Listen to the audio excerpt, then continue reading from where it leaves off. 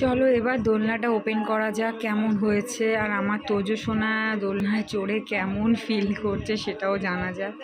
ভীষণ ঘুমোচ্ছে দোলনাতে, আরামে ঘুমোচ্ছে, দোল খাচ্ছে সারাদিন।